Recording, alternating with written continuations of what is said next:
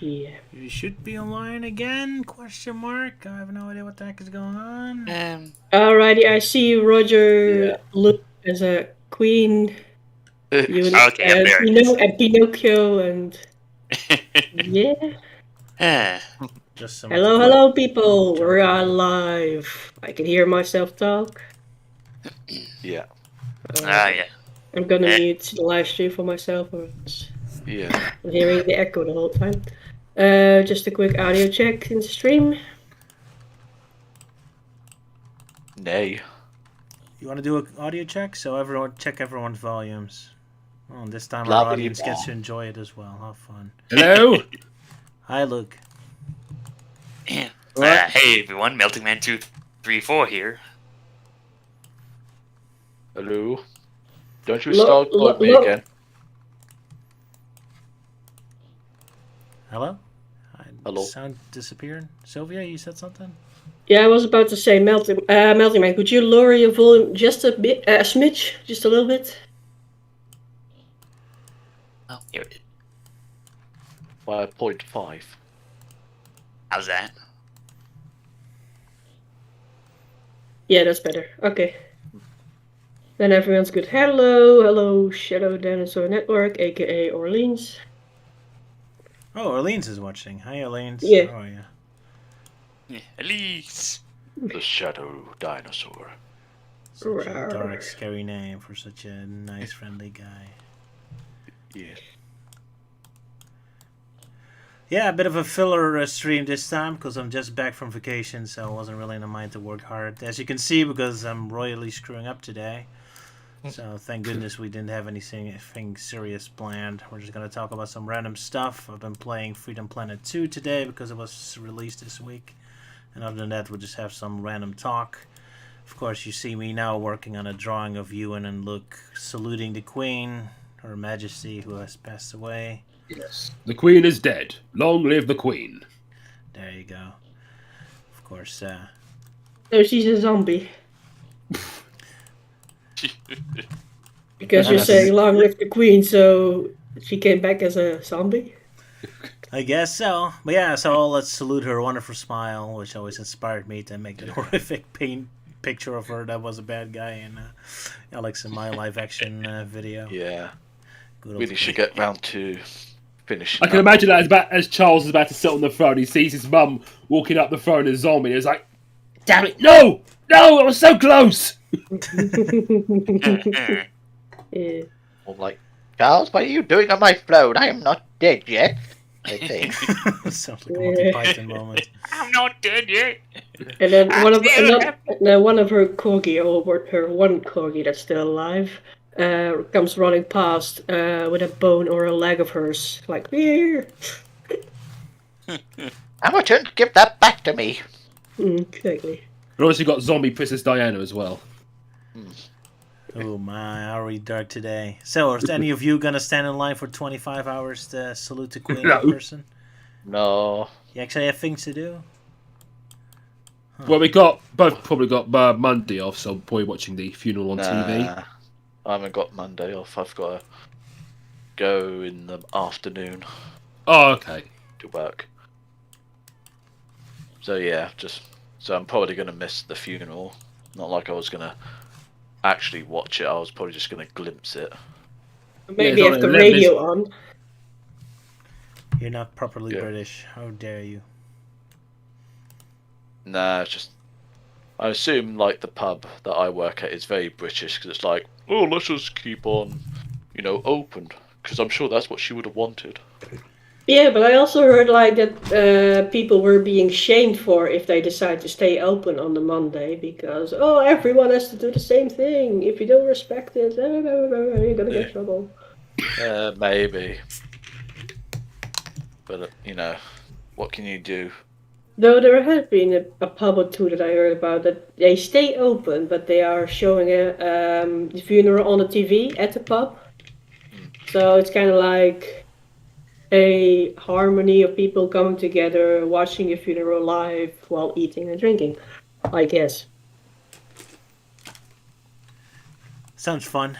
Hey, Noisy surprisingly still slurping. Sally, could you please stop spamming the chat? Yeah. Yeah. Oh boy, Thank you. our hero. Having a lot of ease. Eee. Yeah. I'm Okay, actually looking forward to seeing like how Charles is going to do the Christmas speech, because I can imagine it just starts with him playing on his Switch because he doesn't know he's being filmed. He's like, oh, not right now. I'm on level 4.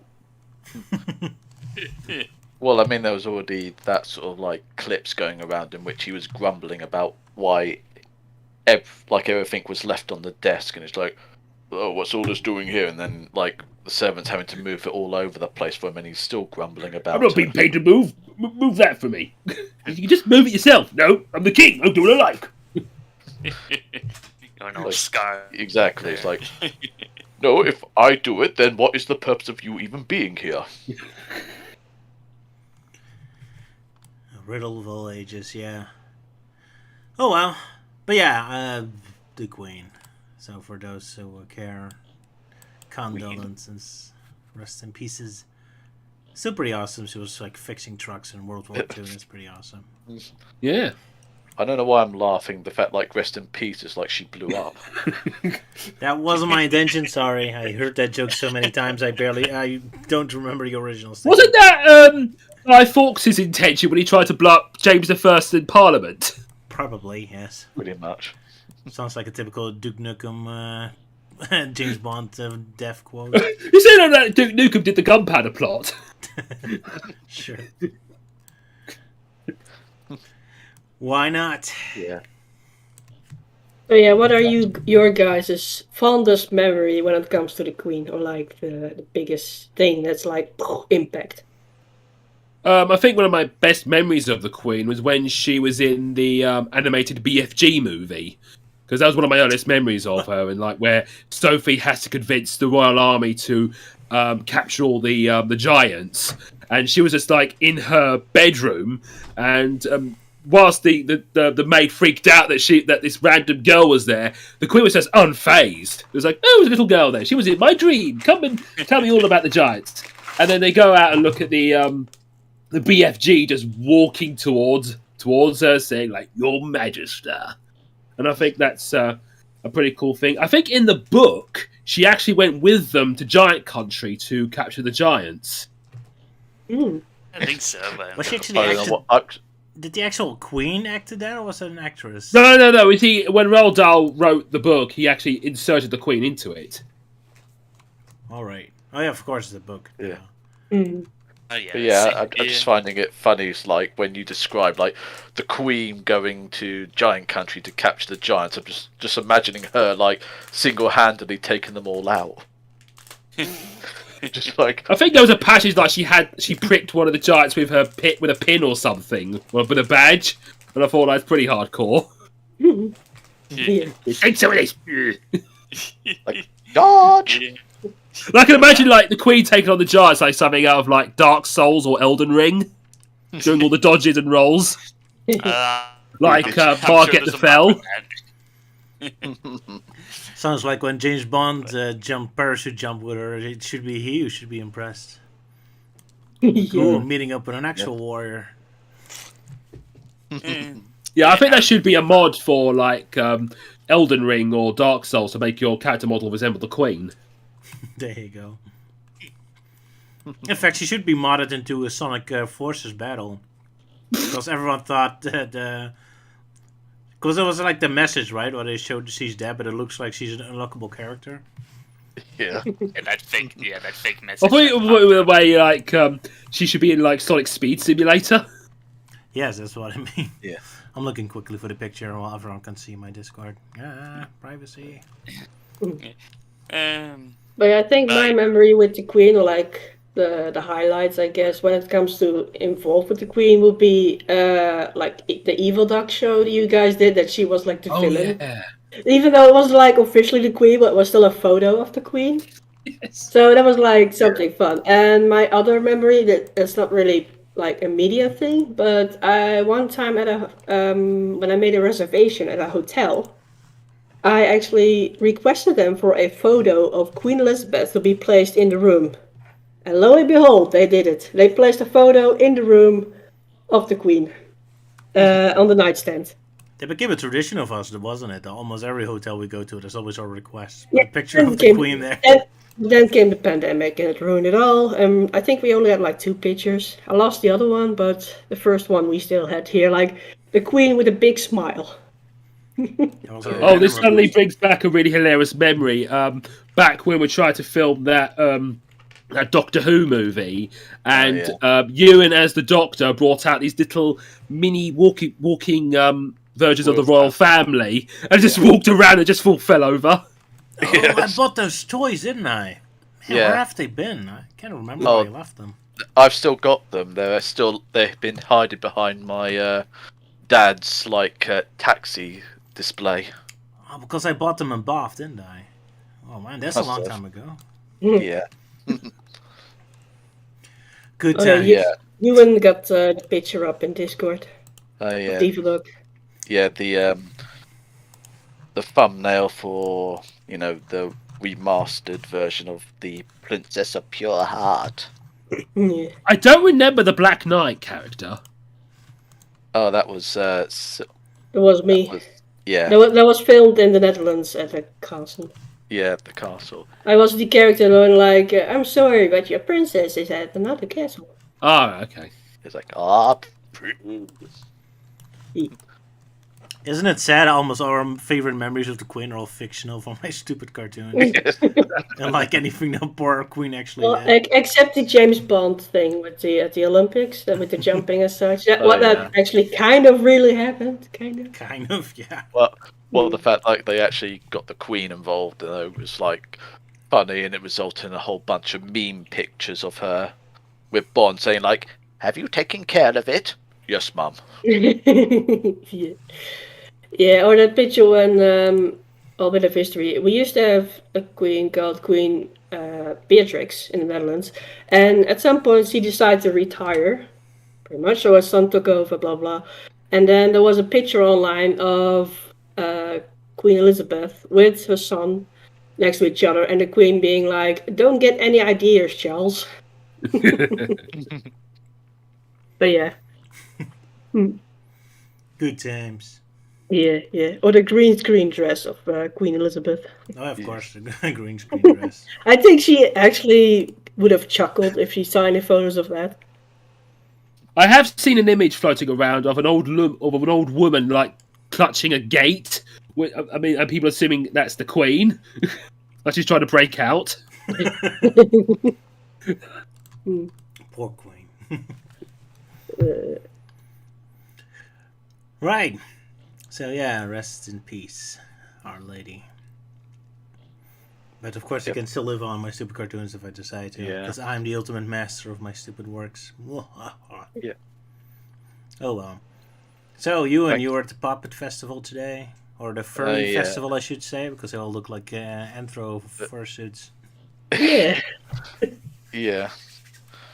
Well, I mean, it's usually like a yearly thing, but because of the whole COVID thing going on at the time, they obviously had to cancel the one in 2020 and 21.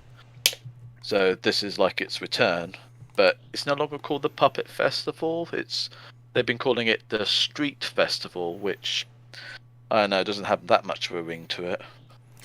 Well, that's kind of good, because where you were standing, you couldn't see any of the puppets. You could only see the street. So it was a street festival for you. Yeah.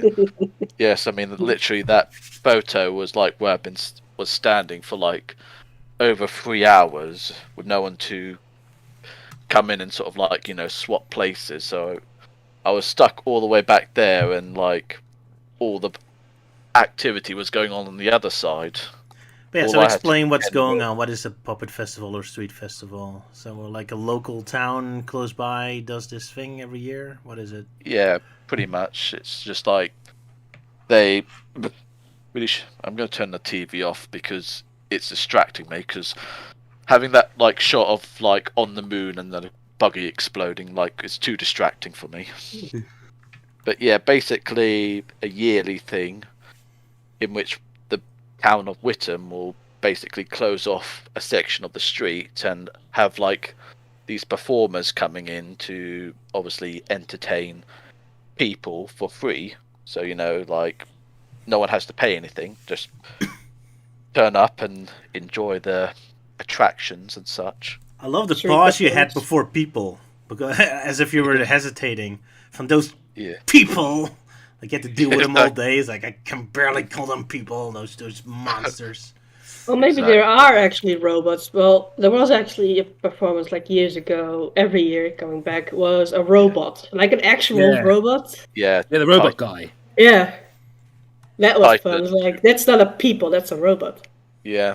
Titan, the robot that spouts out pop culture references And farts. Who doesn't? and crying on everyone. Well, why do you need a robot for that? Every person on the internet does that. Yeah. Should have put me there. Didn't even have to dress up. Would you want to? No. Yeah. I mean, I just remembered when I was like filming like Titan the robot, and he just came up to me and he's like saying in like a Pumbaa's voice from The Lion King, "Look at him, he's so cute and all alone." Oh, Wow. Because he was literally towering over me, so he had every right to call me short. fair enough. But yeah, so you were hired to be traffic guard in the town Yeah. of Witham while this festival is going on. How fun? Yeah, I'm being bored out of my skull because like there was supposed to be like two people on either side of the road closure, but the other guy decided just to abandon me and leave me to anyone that turns up. And so it's like, how am I supposed to get to the other side? Even though despite this like sign saying detour this way, it's like, where am I supposed to go? Sounds like a lot of fun. Yeah, like shoot me in the head. Oh well, at least you had good weather by the looks of it. Yeah, I mean it was cold, but nice and sunny out. Well, I think you prefer the cold, right? Like being a I bit do. chilly. Yeah. I do. I was fine. Other people were just complaining because it's like, God, it's cold. It's like, put something on. No. Rather chilly today. I'm still wearing shorts. Yeah, same here. Yeah. You're either very brave or very foolish. I'm a mailman. It's his Italian blood keeping him warm. Well, I don't usually start wearing trousers until like October because that's when it starts getting really cold. Fair enough, yeah. So, Luke, how was your week? You been traffic guarding anywhere? No, work's been all right. Kind of feeling a bit rough, like I've got a bit of a runny nose and a bit of a cough, but everything's all right. I've done a bit of voiceover work for Glide. That's been done. That's doing well. And also, I've been playing the TMNT Cowabunga collection. Oh, I mean, but yeah, back then, like those games were like hard because like the arcade games were pretty good. But the NES, the very first TMNT game on the NES, that was brutal because that's like being as Konami, it's very similar to Castlevania 3, being as how you can swap out the characters, but like taken up to 11 because you got like enemies coming out from everywhere, lack of recovery items, and you can die so easily. And sometimes you don't know where the hell you're supposed to be going. And of course, the infamous underwater level. I have to bring it up. Yes, that was pretty hard. I've also you got the Game Boy games as well. The first one was doable, even without. I mean, I try to play them legitimately without the save states and rewind features, but like it can't be done. Like you have to. It's pretty much very hard to do without. But regarding the Game Boy games, the first one was all right. The second one's like really tough. I mean, like it was very difficult. And I've started playing the third one, which is a lot more better than the first two, which is done like Metroid, where all the other turtles are captured. You start off as Michelangelo, but that also is quite tough because I met this first boss, which is like this cat thing, but I have difficulties avoiding his attacks, and I'm thinking like, okay, I might have to use a save state for that one. Currently, I'm playing TMNT 2 on the NES, and yeah, that's a massive improvement over the first one, as that's like a port of the first arcade game, and also you can like cheat a bit to give yourself 9 lives every time, which is makes it a bit easier. And also they expanded it as well because they got like 2 new levels that weren't in the arcade version. Like one's a snowy level, and you got the boss has got you got this wolf that's like throws like icebergs at you, and then you got this Shogun's Lair where you meet this very tough boss, which is like this samurai shogun with a floating head, and that was incredibly difficult. I also liked the collection you get as well, because like in Sonic Mega Collection, you got like scans of the covers of Archie Sonic. Well, here you got like scans of like almost every single TMNT comic, like especially the IDW. There's like a million of them. But it also got some interesting ones, like with characters that I haven't seen before. Like in one of the series, like there was this female cat girl that was with them. Like, well, I know her story, but yeah, it's a pretty good collection of TMNT games, and of course, there's also the best TMNT game ever, which is the SNES version of Turtles in Time, which I would say, in my opinion, is better than the arcade version because it's got more levels, and also it's got a better version of the pirate ship boss fight. Because in the arcade version, you got like those 2 characters from the TMNT 2 movie, but here you got Bebop and Rocksteady dressed as pirates. But yeah, it's a very good collection for anyone who wants to check out the old retro TMNT games. All right, glowing recommendation. Although it's still a shame that the arcade version isn't included, just as an option anyway.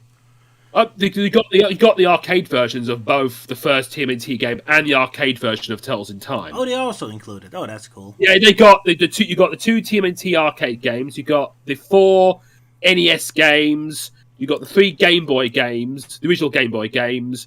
You got the 2 SNES games, Turtles in Time and Turtles Tournament Fighter. You got the 2 Mega Drive games, which is Hyperstone Heist, and yeah, I think that's about it. All right, fair enough. Lots of cool games. But yeah, only the Konami ones and not the 3D ones later on and all that, I suppose. I think I've heard right somewhere they might consider the 2000s one. I'm not entirely sure. And yeah, at some point down the line, I do want to check out Shredder's Revenge. All right, cool. Someone is asking the Turtles, does it include the Commodore 64 version of the NES game? Sadly not. Really missed opportunity. It's kind of like when I've got the Disney's Classic Collection, which has like the SNES, Mega Drive, and Game Boy versions of Aladdin, Lion King, and Jungle Book. It sadly does not include the NES versions. Oh, I hate that.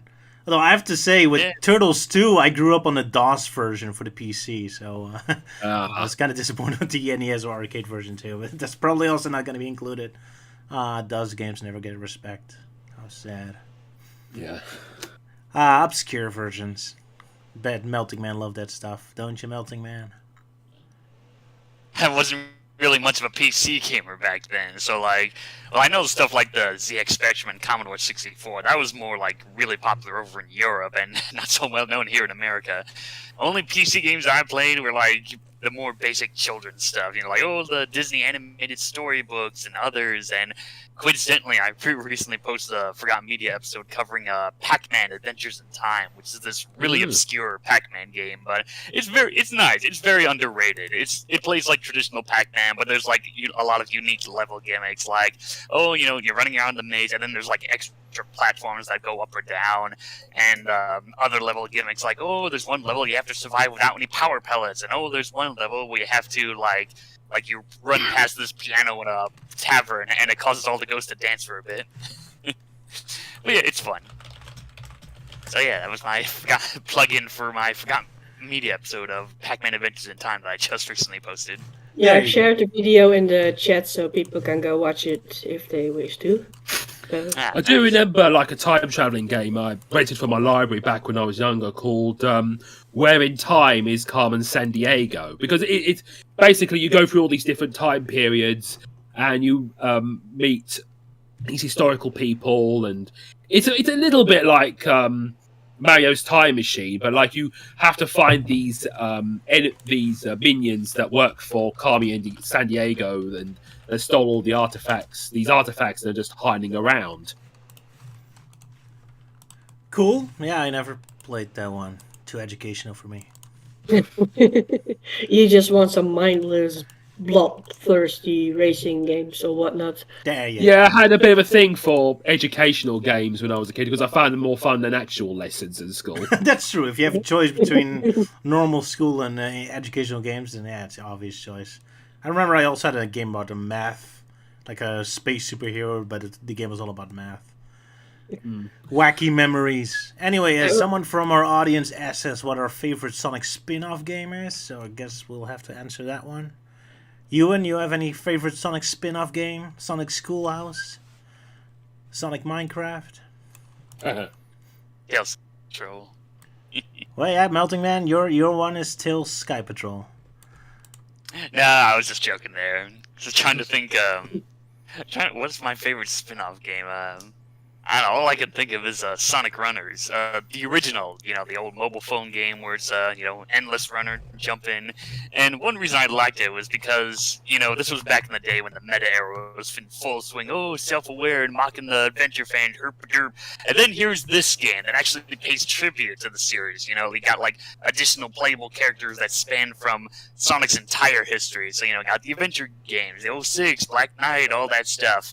And then, of course, Sega had to shut it all down and replace it with a very watered-down remake, which is Sonic Runners Adventure, which is just eh. Yeah, that's a shame. All the fan servers gone. Yeah, well, what includes Sonic spin-off games? Do the Game Boy Advance games and the Game Gear games count as spin-offs, or they're just not platformers? I guess. I imagine they would count as spin-offs, especially since Sega likes to pretend that the Advance games never happened. I guess. Otherwise, they'll Same with the probably Game win. Gear games. Luke, what's your favorite spin-off Sonic game? Now, regarding spin-offs, would this involve characters that's not Sonic, like other Sonic characters as the main character? Sure. So if you have Flick, you Then I would probably go with Shadow the Hedgehog. Oh right, good point. I mean, I know people are not exactly a fan of the game, but I do like how they try to take the fun, colourful Sonic series to make it more darker and edgier. And what I like about it is, if the very first Sonic game is the 90s embodied in one game, I think Shadow is like the edgy 2000s, especially the edgy mid-2000s embodied in one game, because you got like Shadow was popular. You got like the grunge, goth, emo scene, and like death metal, because even I was like involved in that kind of phase. I was in that phase back in the day when I like grew my hair and I started listening to Nightwish a lot. But I found it an interesting idea, like how they would finally get the untold story of Shadow, like how did he come back, and like what is he actually, how was he actually created, and also I kind of find it interesting, like you can have this like morality system for him. Like, can you make him good? Can you make him evil? Can you make him an anti-hero? Can you make him neutral? And yeah, I can understand that's like way too many levels and way too many parts to get the final ending, until you probably get an ending with something like, I'm Shadow. I'm actually a baker. This is who I am. I make cinnamon buns. He was the dough meister all along. I am the ultimate baker. I am the ultimate sanitation worker. Yeah, the secret origin is to that insane baker character that Luke made. Oh, the Doughmeister. Yeah, Doughmeister.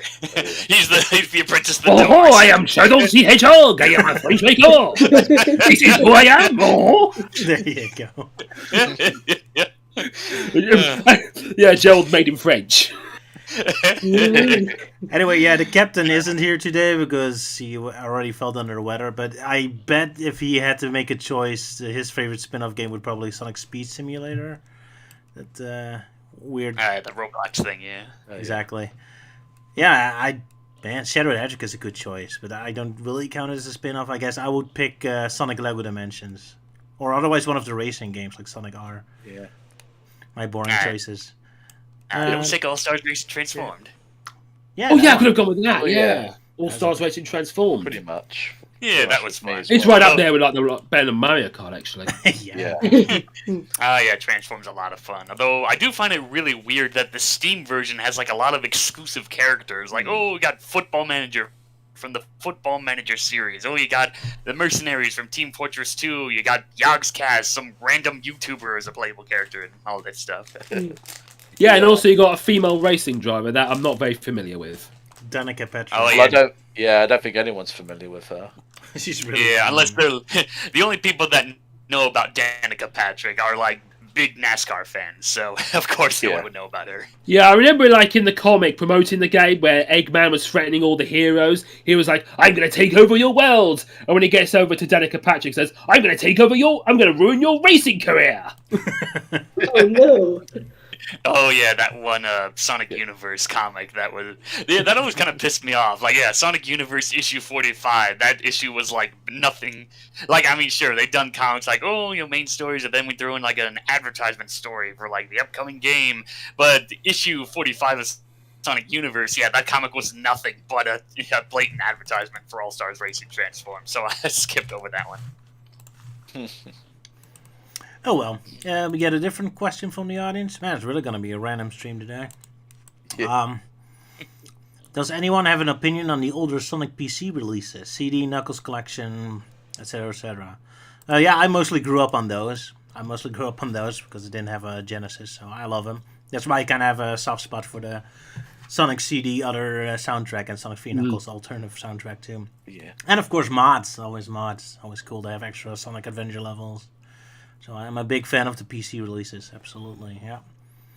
Yeah, I mean, I've bought Sonic CD for my PC back in '99 because this was my very first Sonic game, and like I pretty much fell in love with it.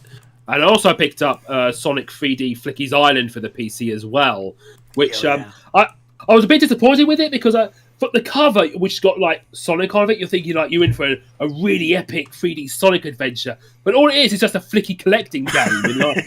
Yeah, that's kind of sad. Also, I never finished it because I found the final boss way too hard. But what I did love about it was that the music was really epic. I didn't think I had to go this hard for it. Music is very good, yeah.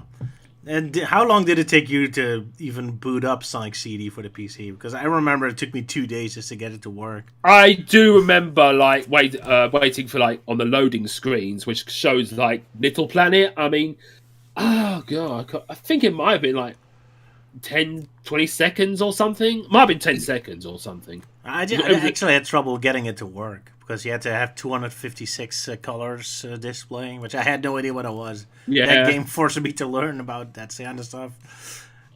Yeah, and I was a bit sad like you can't even run it anymore because of like it's too obsolete on older systems. That's why I had to pick up Gems Collection.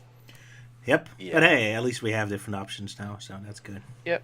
That's good. Gems Collection was my first experience to Sonic CD. But as for like the actual PC Sonic games, I think my sister used to have like one of those CDs that was PC games that was like a compilation of random Sega games, and I think that was kind of how I got into Sonic 2. But other than that, no, I have no experience with the fancy PC ports of the games. I know, like, in Sonic 3, there's, like, that special version where it plays, like, the beta tracks of Sonic 3, which got used in the Origins. And, no, that's it. The only Sonic PC gaming I've been doing a bit recently was finally playing through Sonic Triple Trouble 16-bit from Sage. That was a lot of fun. Yep, pretty good.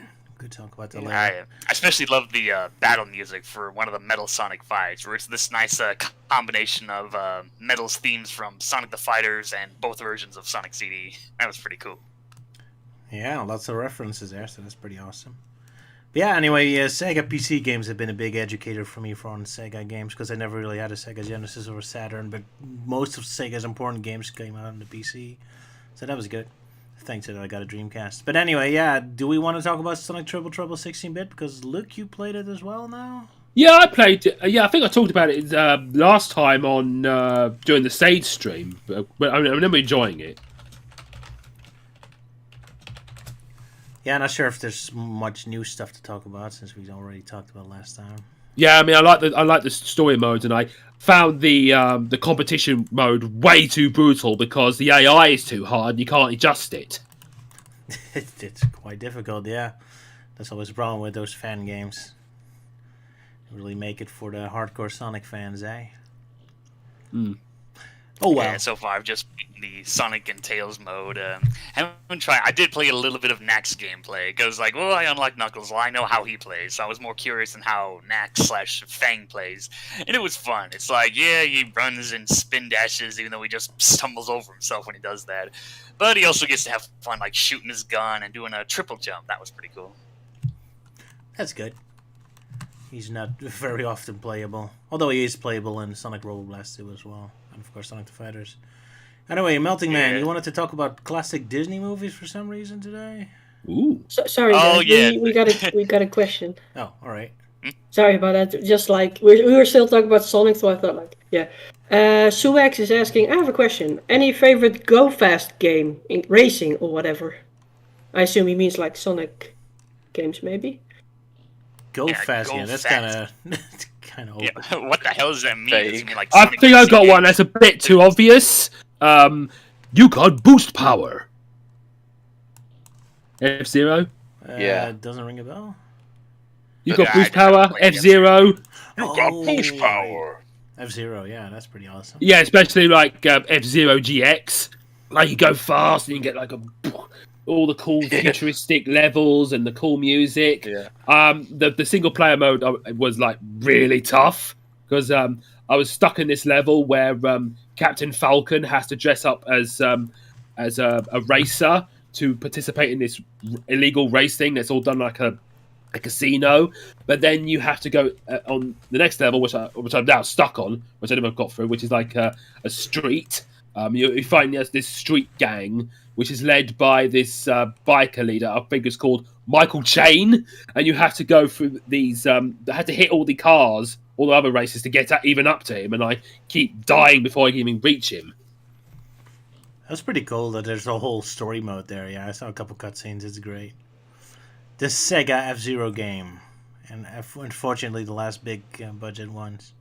Yeah, Yes. and also had some great bits like when you beat a race in a certain mode, you get like an interview, a racer between the interviewer. You get an interviewer, you get an interview, and you get to select like how to answer it. And there's like this really creepy racer called the Skull, and you can see like the interviewer being really too terrified to even interview him. Okay. And also, you got the ending these ending videos as well, FMVs as well, which are a lot of fun as well. Alrighty. Yeah, I'm mostly into very retro games myself. I've been playing Screamer a lot, which is a 1995 racing game that's kind of like Ridge Racer and that sort of thing. Daytona, USA. I kind of love these mid 90s racing games. And yeah, Freedom Planet 2, of course. Playing that a lot. If that counts, I'm not sure what you mean with Go Fast games. Spark Free 2. Lake Pepper did a very great racing game called X Driver, or I'm not quite sure, but he was working on a racing game with cars, which he unfortunately never finished, but the demo was awesome. And he kind of worked it into Spark 3. But yeah, that's games I can recommend, I suppose, at the moment. Melting Man, you're playing any racing games lately? Let's see. Not recently, but I guess one of my personal favorite racing games is, of course, CTR Nitro Fuel. Nice, a nice upgrade of the original Crash CTR. Team Racing. Yeah, lots of additional content and levels. Pretty much like everything's just thrown in there, and they just went all out. And I just love it, especially even when they got to the more obscure stuff, like featuring Rillaroo or Yaya Panda in there. There I you was go. geeking Luke out and with me that go guy. for macho racers, and Melting Man goes for the cute little panda girl. Oh yeah, the Panda Girl and of course Megumi, best Nitro Squad gal. Yeah. Da, that's cute. I'm And not you, really you have into- any racing games you can recommend? Race, race games I could recommend. No, Ewan. Outside CTR. Oh. Oh, sorry. I thought you were Oh, talking to me sorry. there. Who's talking about you? Yeah, talking about me apparently. Even though, despite the fact it sounded like he said like, did you have anything to say? As opposed to saying like, hey, Ewan, do you recommend something? Well, he did say Ewan. Yeah. Well, I suppose one game I obviously last game I played recently was the DS version of Sonic and Sega All Stars Racing, just because I just felt like going a bit old school, as it basically is old now. Fair enough. But It even yeah. has a couple original tracks that wasn't in the official one. Like I believe the roller coaster track with Samba Yeah, is different, and the Jet Set Radio tracks are different. Yeah, they kind of tweak some of the more complex stages around just to make them easier to work with. Yep. But yeah, that's a good one. I play that occasionally. Yeah, good stuff. But yeah, I hope that answers that question. So yeah, Melting Man, you want to talk about classic Disney again before we get interrupted by another question? Sorry. Yeah, so like the whole, classic Disney films. Right. So for a while, I was kind of dealing with cellulitis. Well, basically, my armpit kind of got a bit of an infection, so I was kind of out of commission for a while with my projects and took some antibiotics, which that helped a lot. So during that recovery, I've mostly just been just watching like the old classic animated Disney films. Like some of them I still have on DVD and Blu-ray, and then others I just watched on Disney Plus. But yeah, it's nice just watching through like films I haven't seen in a while, like Fox and the Hound, Peter Pan, and all that. And of course, the Snow White. That's definitely always been my personal favorite classic Disney film. So the really, really classic ones, not the 90s one, but full-blown 50s, 40s. Yeah, like where it all began for like, well, I mean, like people, I'm sure kids in the 90s like remember Disney from the old, VHS tapes, the Walt Disney Masterpiece collections and all that. But yeah, that was my main exposure to Disney with the old VHS tapes and the old stuff. And yeah, it's just the animation, it's like really great style and animation, like especially the one with Snow White. Like one of the reasons why it's my personal favorite is just the rich history it has. Like it was the first full-length animated feature Walt Disney wanted to do, and people wrote it off as just this big folly because like the 30s, like it was unheard of for like a full-length animated feature, and they had to overcome so many obstacles and ways to get it done. So yeah, it's nice. Well, of course, like the others are really good, like Pinocchio, Fantasia. Dumbo, that was a good one. I kind of keep forgetting that's actually one of the more shorter classic Disney films. Yeah, But they yeah, had budget trouble back then, yeah. Oh yeah, I think that was before World War II, but maybe I can't remember. I know when Bambi came out, then there was a bit of a strike at the Disney studios. Then it was full on propaganda World War II stuff. I always found it weird. Sorry, Sylph, what is it? Go on. I'll ask in a minute. What I always found interesting about those old classic Disney movies is that they kind of lacked the traditional hero versus the villain final battle at the end very often, because that wasn't really cliche back then. So, like, Lady and the Tramp, like the main characters never actually do the final climax. They don't really participate in it. Instead, it's the comic relief characters who mostly do all the action. It's kind of like an interesting look because again, modern movies never do something like that. Oh yeah, that's pretty much the same with Dumbo because there's not really much of a villain in that film. I mean, Exactly. There's rivals and jerks, but not a full-on like ongoing villain that's giving Dumbo hell. Yeah. Or Snow Whitey too. I mean, in the end, it's the dwarves are actually not really fighting the queen, but they're involved in the climax. Which is weird because they're mostly the comic relief characters, so having them become all violent. The same could be said for the Sword and the Stone because like. There's not much of a I mean, you got like Sir Kay and Sir Ector, but they're more like jerks to Wart, and like you don't get like any sort of antagonist until the very end, where like with Merlin versus Madame Mim, who just sees herself as superior to Merlin. Yeah, she isn't really all that relevant to the story. Even it's just a weird episodic problem. So yeah, that's kind of interesting how movie structures change. Having a clear villain and a clear fight is really modern, it seems. So yeah, that's kind of interesting. But yeah, so you're watching a lot of classic Disney again. That's cool. Yeah, and it's nice that like even on Disney Plus they still leave them like intact because like a lot of the old stuff has things that are not quite appropriate as they are today. So like the controversial crows of Dumbo and the Native Americans in Peter Pan. So. Yeah, I remember like when like Disney Plus was coming out, the old classics were getting featured. There was this big rumor going around, like, "Oh, Dumbo's going to be heavily edited because of the crows." But then it turns out, oh, nope, it's still intact. So like a lot of the old stuff, they'll usually play this 10-second disclaimer that says, like, "Oh, the stuff that happens in this film was, a product of its time, yada yada yada." Yeah. What I found Yeah, very and they're still trying to make us forget that Song in the South exists. Doesn't exist. Yeah, that and the Devil and Max Devlin. Yeah, that classic Disney film from the 80s where Bill Cosby played the devil. Whoa, okay. Because I remember I actually first heard about it on an article talked about like, oh, here are the Disney films you're not gonna find on Disney Plus, and of course, obviously, Song of the South was there, but I did see it like on YouTube and whatnot because that's pretty much the only way you're gonna watch it. So yeah, it's an interesting bit of history to say the least. What I always found interesting is in America they always have the controversy around Song of the South because it's very racist. Except in the Netherlands we have like a Donald Duck weekly magazine where the characters from Song of the South, the animated characters, actually are weekly occurrences. So where you always talk about Song of the South always being cancelled or like disappeared into the vault or Disney tried to lock it away. Well, it was always like full on display here in the Netherlands. Although I have to say the whole African history was kind of completely eliminated, so it's just kind of generic rabbit versus fox and bear stories. Yeah, pretty much a story being like the rabbit. Well, I forgot the names like completely, but every time, fox and the bear try to somehow catch the rabbit, and every time the rabbit is cleverly enough, like to fool them, or and such like that, or it's just the rabbit and the bear, and then fooling about and such, like tricking each other. But yeah, obviously Indeed. the overarching story never showed up, so it's literally only the cartoon characters. Yeah. Yeah, I think that's the only bits that they're fine of showing are just the animated segments with Brer Rabbit, Brer Fox, and Brer Bear. And of course, I know they're very popular in like the comics, like both that were released in America and other parts of the world. They're still going on with the comics. Yeah, weird how that goes sometimes. But, there you go. Speaking of Disney, Melting Man, have you also watched Cinderella?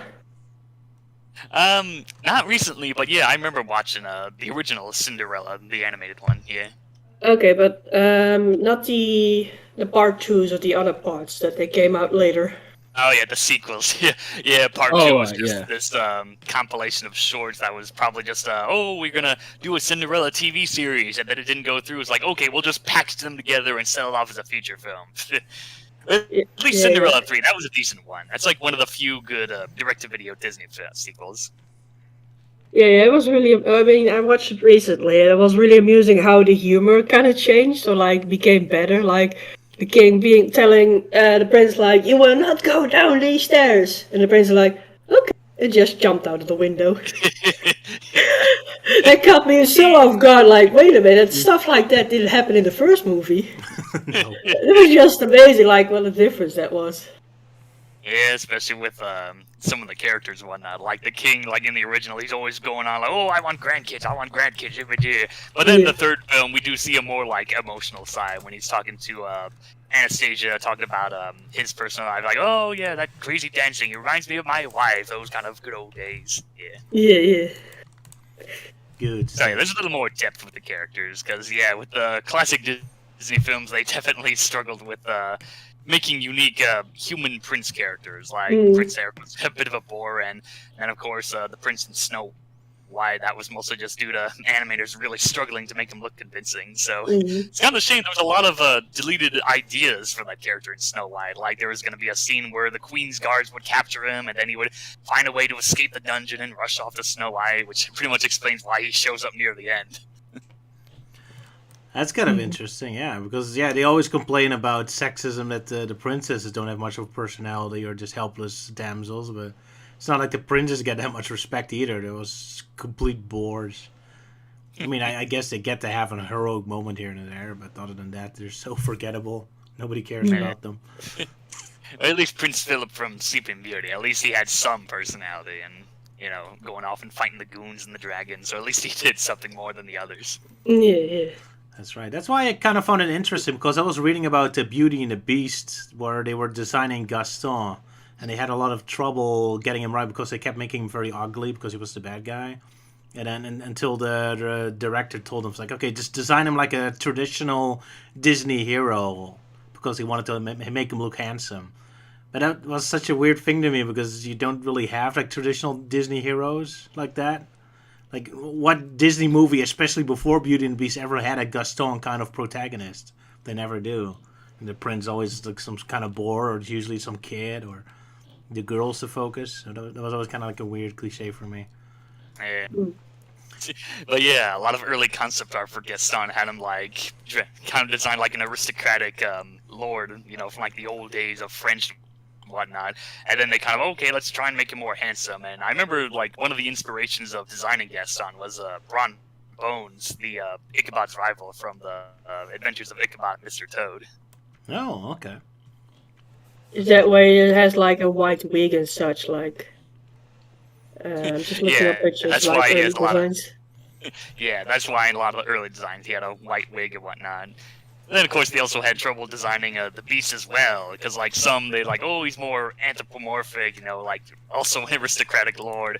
And then like, okay, let's try and do this and that, and then we eventually got the final design, which is just a hodgepodge of animal parts. Mm. Well, when I saw the like the one Beauty and the Beast that came out a few years ago, I keep getting confused who actually was Gaston. Well, of course, obviously, I knew who LeFou was and all that, but then he didn't look like a Gaston at all to me. It was just a generic guy, just nicely dressed, and that's it. It wasn't a very convincing Gaston in the real life. It's funny enough, the live action remake of Beauty and the Beast. That was kind of like, oh, that's the only film that I think is kind of okay. But then looking back at it, I'm like, like, I don't know, I feel like with the live action Disney films, like, you know, they have good casting for the most part, very nice visuals and everything, but the story is always the weakest part, which really sucks. Yeah. Aside from the cinema, Disney- and I was Sorry. sorry, I'll finish up. When I first saw Beauty and the Beast, the real life movie, in the cinema, I was pretty disappointed because they tried so hard with the songs and everything, but then it really didn't execute very well. But I watched it the second time. I knew what was coming and the flaws and all that.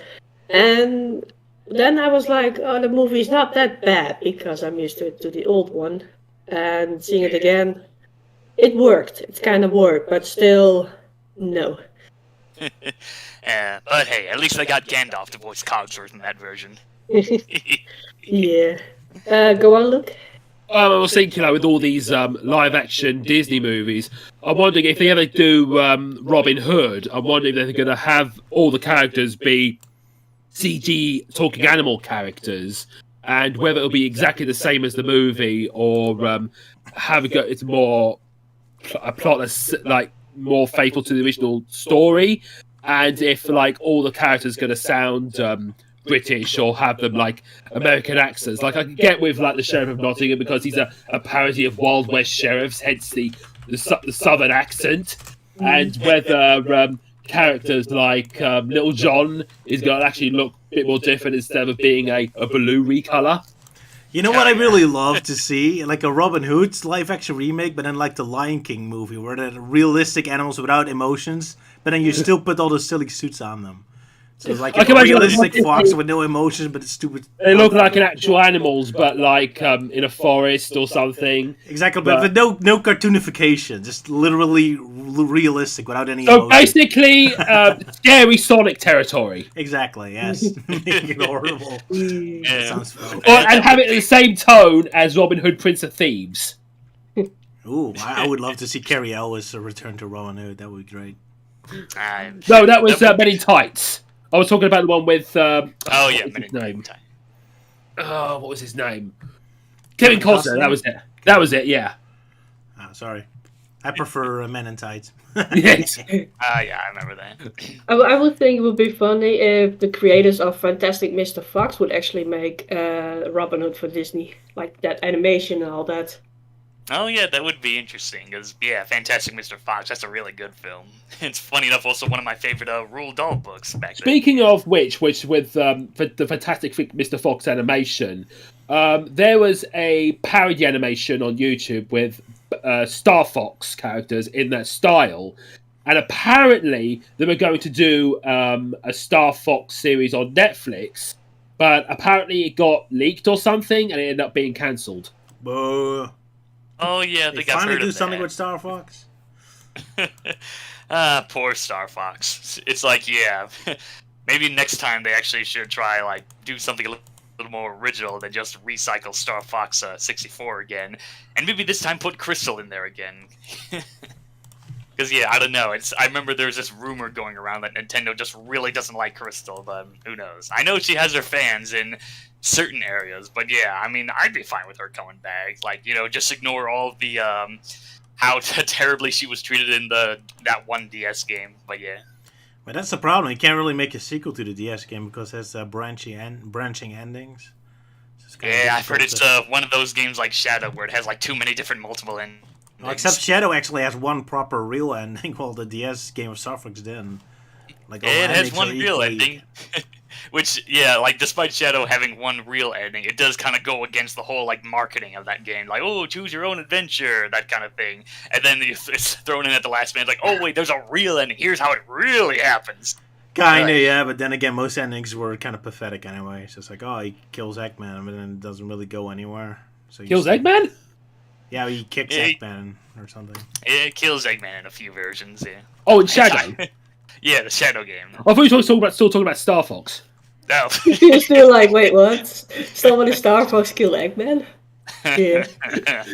Must have missed that. Yeah. The captain actually said did- that F-Zero GX is also his favorite racing game. So just like Luke. Sorry for the interruption, go on. That's good. That's good. Yeah. But yeah, interesting to see if there is going to be a live-action Disney's Robin Hood remake, if that happens. Like, if it does happen, maybe they'll have a little more unique animation, because, like, in the original, there's a lot of reused animation. Like, it's mostly the whole dance number, where, you know, Robin Hood and his gang are partying after the tournament, and they reuse, like, a lot of stock animation from, like, Snow White and Aristocats and everything. It kind of comes a bit distracting when you notice it. Yeah, that's very known for I it. have heard rumors like years ago that they're planning to work on a live action version of The Sword and the Stone with, I think, like one of the writers or based on worked on Game of Thrones. But I've heard nothing about it at the moment. But if they ever do live action Sword and the Stone, I would love to see Peter Capaldi as Merlin. Sure. Yeah, workers of Game of Thrones doing a Sword in the Stone remake. Yeah. Prepare yourself, Walt. Winter is coming. But, you know, that always kind of confused me about Disney sequels. Like, they always make sequels about the movies where it doesn't really make sense. Like, movies that have a very defined ending. Like all the happy ever after. Because, like, a Robin Hood or the Great Mouse Detective, they make a lot more sense for a sequel because they are more designed to be episodic. Like, it's about an action hero solving cases and having adventures. Yeah, They I never remember got a like, sequel. when they were bringing out Disney sequels on tape. I was waiting to see if they would do one for Robin Hood or Hercules, even. Yeah, exactly. They make a lot more sense. Well, at least Hercules got a TV show out of it, so that's something. But yeah, That was they, a prequel series. I mean, like something like after he decided to be with Megara. because again, what's the best sequels? It's kind of like Aladdin because he makes a lot of sense having sequels because he is more of an adventurous guy. Based on, I know what I can think of is like Sword and the Stone. I wanted to see Arthur build up his kingdom, like bringing together his knights. yeah, that would be cool, like an actual Knights of the Round Table Disney movie. Yeah. I mean, like the Quest for Camelot, I saw that as sort of a spiritual successor to the Sword and the Stone, but like Arthur and his knights were like barely in it. Nope, it's really just about how he got there. Though that does make it unique, I suppose. You and you're back. Even though Yeah. we didn't even know you were gone. That's how Yeah, little we typical of care. you. Shame on you, Well, Roger. he said he would be up. But yeah, I mean, like, obviously, I've been meaning to properly rewatch Robin Hood after watching, like, Our Poops, like YTP of, like, Oh yeah, those. Briars those are rubbing wood. Oh, that was Popping out. amazing. Yeah, Great. Yeah. I mean, I just found, like, to me, I thought, like, that's pure excellence, especially when seeing Little John riding a T-Rex into battle. Yeah. I also like seeing like how they put Django Fett in there. Yes. Yeah, and Friar Tuck's just cursing the whole village. Yeah. And swearing at everyone. Yeah. Good stuff. Oh, I prefer your YouTube poop videos from the Great Mouse Detective, Ewan. The ancient ones. Yeah. Good Scott, That- salt water? Salt You wanna water. Yeah. We just got into salt water. So yeah, check out you and the Kid Hugs YouTube channel for that. Yeah, Because he YouTube has made a lot of double- YouTube poops, and they're pretty cool. Yeah. Yeah. Let me fetch you a pot of tea and some of my fresh bat. Yeah. I don't know. I remember Funny like that- there was this parody dub of Basil the Great Mouse Detective with the language was very vulgar, very adult, and Oh. sadly I can't find it anymore. I think I might have like one of them, at least, because it was one of the more funnier ones Yeah. compared to the first one. Basically, I don't know. It is very rude though. But when Dawson knocks on the door, he's like, "Excuse me, ma'am, is this the residence of Basil of Baker Street?" And the maid says in this tone of voice, "First of all, don't call me ma'am. Second of all, yeah, it is. But what if it wasn't? You just go knocking on random people's doors, you fucking Jehovah's Witness, asking if it's someone's house."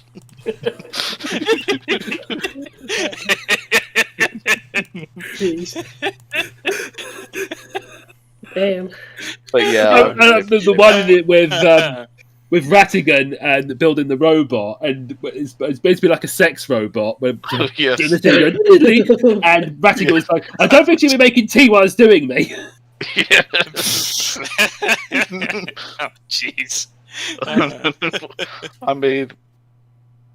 I mean, I just found the ending like so hilarious though, even though it's like very rude and vulgar and such. But it's just the overall delivery, just how he just shouts at the top of his lungs, saying, "And I fucked the living peanuts out of her!" Stuff just had me laughing a lot. Just the overall delivery that just had me on the floor laughing. All right. Oh, someone has a Disney question. Hold on, let me just pop it in here. The question is, let's see, when it comes, hold on, man. I think this is a fitting question. What's your favorite version of Treasure Island? That's a tough question now that the Ooh. Russian Doctor is so popular, of course. So I'm waiting for that. Oh, I watched that one yesterday, and it was quite an impressive animation for something from 1988. And even though it wasn't Russian, I watched it with English subtitles. And some bits, I'm like, now I know what they're saying. Like, wow, okay. So I'll be like, okay, I admit I'm being an ass. And the other one is saying like, yeah, well then I'll be an ass and we'll go for it, kind of attitude. And the captain, now that the doctor, when he's checking out someone who's sick, he's like, big liver, very good, and fast heart rate, oh yes, great. He's still positive, even when someone is super sick. He's like, oh yes, quick heart rate, that's very good. Yeah, especially when he comes in to take off Billy Bones. It's like, oh, drunk, ha ha ha, nonsense. He's just had a little, too much to drink. Ha ha. Let's help this pathetic, pathetic life of a human. Yeah, exactly. Yeah. Yeah, that was just fun to watch, but yeah. Yeah, I know there is an official English dub of it, which for some reason it's called Return to Treasure Island, even though it's not really a sequel, it's just the basic adaptation.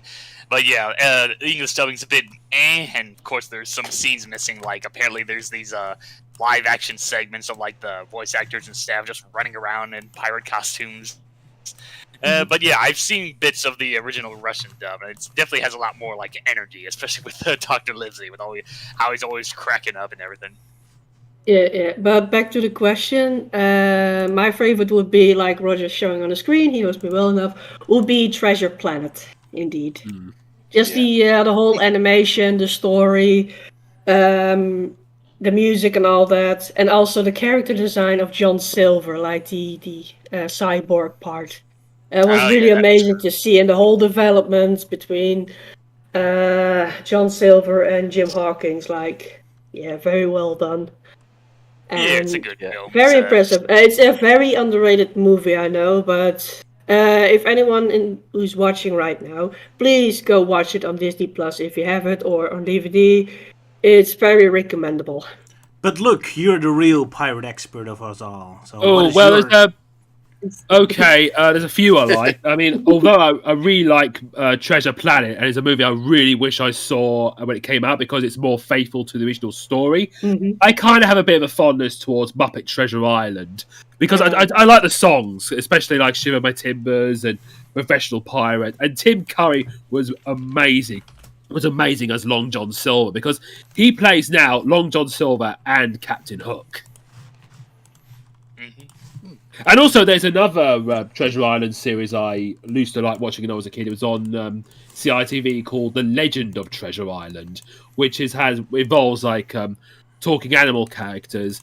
And they took made some changes. Like they made Long John Silver a straight up villain, and he was like a Satanist because in the final episode he was taken to hell or something.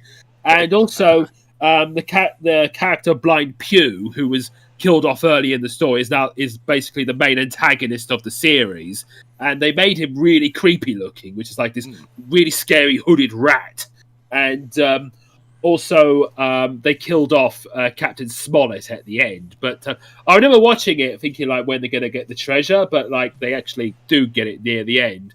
And also, as the original story was more like male focused, they put in a female character in the series, which is this stowaway cat character called Kate, who has a bit of a crush on John Silver. Typical, all the added females are always a cat. Kate was she was a cat character who had a thing for Jim Hawkins, and also it had characters like Dawn French as Jim Hawkins, and what was his name? The guy who played House. He was Squire Trelawney. You mean Hugh Laurie? Hugh Laurie, that was it. He was Squire Trelawney. Yeah. Wow, that dog almost looks like a Sonic character. That's a surprise. Oh, yeah. Yeah, I've seen screenshots of this Anthro Treasure Island, like random bits on TV and images, and yeah, like the art style really does catch my attention. So yeah, I remember how epic the intro was as well. All right. Yeah. As for me, I'm not a big fan of Treasure Island, and I find the story very interesting. Although I'd probably pick Treasure Planet as my favorite. Sorry, Doctor. And I also love the Muppet version. So I could also interject that there was a prequel series to Treasure Island called Black Sails, which is about the rise of Long John Silver and his relationship with Captain Flint and how they got the treasure. It's very similar to the story on Stranger Tides.